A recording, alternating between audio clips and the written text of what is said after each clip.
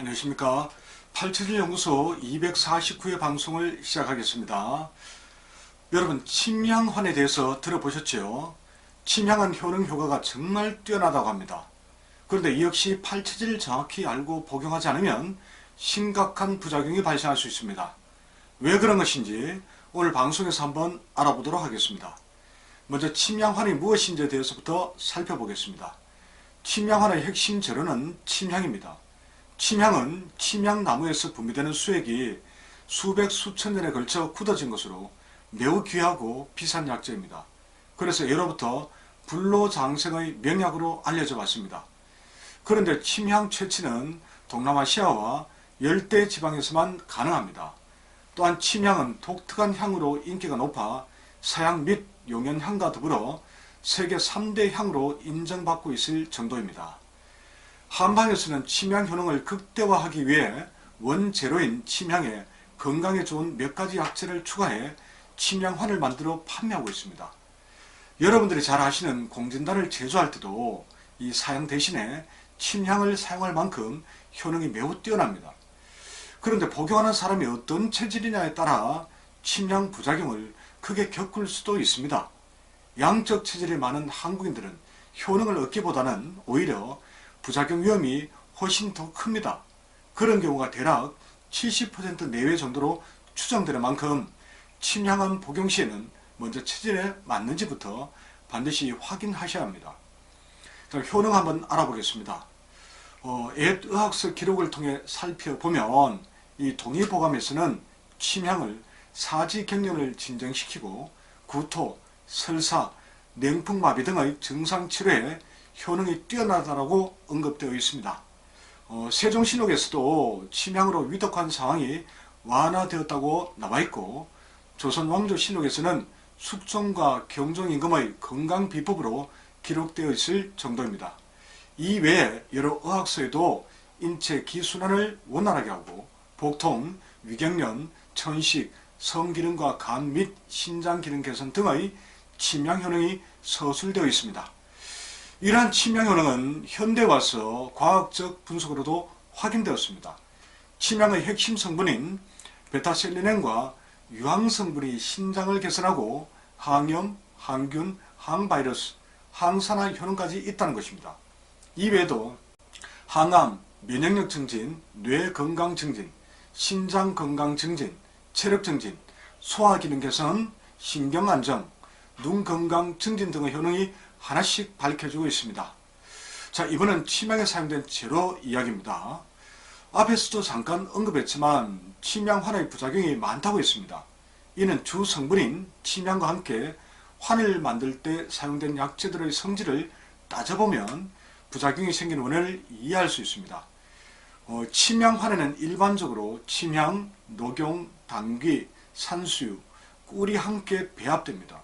제품에 따라서는 비수리, 홍삼, 두충잎, 오미자, 청궁 등이 추가되기도 합니다. 근데 이들 하나하나는 모두 건강에 매우 유익한 약재나 식품으로 알려져 있습니다. 그런데 이런 약재들의 다수가 양적입니다. 그리고 폐를 보하는 성질이 강합니다. 그러므로 양적 체질과 폐가 강한 체질은 도움이 되기보다는 큰 부담으로 작용할 수밖에 없습니다. 한마디로 팔체질 적합도가 맞지 않다는 것입니다. 그러므로 아무리 효능이 뛰어나도 체질에 맞지 않으면 부작용이 생길 수밖에 없다는 점을 꼭 기억하셔야 합니다. 침향환을 너무 많이 또는 지속해서 섭취했을 때 나타날 수 있는 가장 대표적인 부작용은 복통 및 설사와 같은 위장장애입니다. 그리고 따뜻한 성질로 인해서 따뜻한 열이 있는 성질이죠. 두통, 불면, 어지럼증, 메스꺼움, 가슴 두근거림, 혈압 상승, 변비 등의 문제가 나타날 수 있습니다. 그렇다면 태양인 금운체질, 금양체질이나 소양인 토양체질, 토음체질과 같은 양적 체질인 사람들은 침향환을 드시면 절대 안됩니다. 이런 얘기를 하면 나는 해당 체질이 아니니까 괜찮겠네라고 생각하시는 분들이 많을 겁니다. 그런데 제가 아는 한 대부분 본인 체질을 잘못 알고 있습니다. 그러므로 태음인 목체질이나 소음인 수체질로 알고 있는 분들도 결코 안심하지 마시기 바랍니다. 이 두 체질은 모두 합쳐봤자 30%를 넘지 않습니다. 그만큼 오류가 많다는 것입니다. 자, 그럼 부작용 사례 한번 알아보겠습니다. 얼마 전 연구소에 모녀분이 찾아보셨습니다. 두 분 모두 열태양인 금양체질이었습니다. 그런데 아침 공복에 침양환을 하나씩 한 달을 복용했는데 2주째부터 부작용이 조금씩 생겨났다고 합니다. 제가 맥을 확인해 보니 열이 가득했고 건강 상태도 매우 좋지 않았습니다. 두 분이 겪고 있었던 침향환 부작용은 다음과 같았습니다. 먼저 따님의 침향환 부작용 증상입니다. 체했을 때처럼 머리가 띵하고 무겁고 핑 도는 느낌에 온탕에 앉아 있으면 더 힘들었고 수면의 질이 크게 떨어졌으며 이 눈이 가렵고 충혈되고 열이 올랐다고 합니다. 물론 복용 초기에는 기운이 나고 몸도 따뜻해졌으며 소화도 잘 되었다고 하더군요. 하지만 일정 시점이 지나자 소화가 안 되고 몸이 오히려 더 피곤해졌다고 이야기했습니다. 앞에서 이야기했던 그런 증상이 나타난 것이죠. 자, 두 번째, 모친의 침향한 부작용 증상입니다.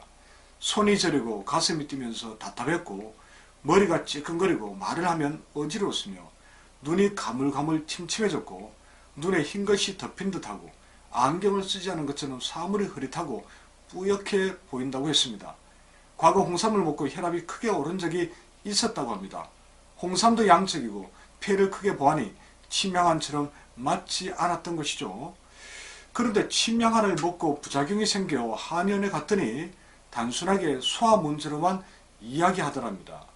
대부분의 한의원은 여전히 침향환, 홍진단, 녹용, 경직고, 경옥고, 홍삼 등을 모든 사람들에게 무조건 몸의 이론 보약으로 생각하고 있습니다. 그러니 이들 모녀분의 침향한 부작용을 전혀 생각하지 못했던 것입니다. 자, 이들 모녀분이 고생을 많이 하셨지만 그렇다고 침향한 부작용을 취하는 과정이 꼭 어려운 것만은 아닙니다. 물론 일반적인 방법으로는 극복하기가 쉽지 않습니다. 하지만 원리를 알면 쉽게 이겨낼 수 있다는 그런 이야기를 말씀드릴 수 있습니다. 맥상을 확인해보니 너무 단순했습니다. 간, 심장, 폐, 신장 등의 주요 장기에 열이 넘치는 상태였습니다. 그래서 이들 장기에 가득 찬 열을 빼는 그런 침법에 집중했습니다.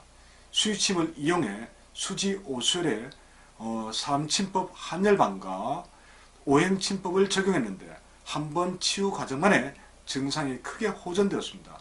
그런 후에 지친 간을 안정시키기 위해 관련 한방차를 추천해 드렸습니다. 방송을 들으시는 시청자 여러분 어떻습니까? 건강식품을 함부로 드시면 안 되겠지요. 반드시 정확한 체질을 확인하신 후에 그에 맞는 제품을 선택해서 드셔야 건강해질 수 있다는 점, 그렇지 않으면 큰 부작용이 생길 수 있다는 사실을 꼭 기억하셨으면 합니다. 오늘 방송은 이것으로 마치겠습니다. 고맙습니다.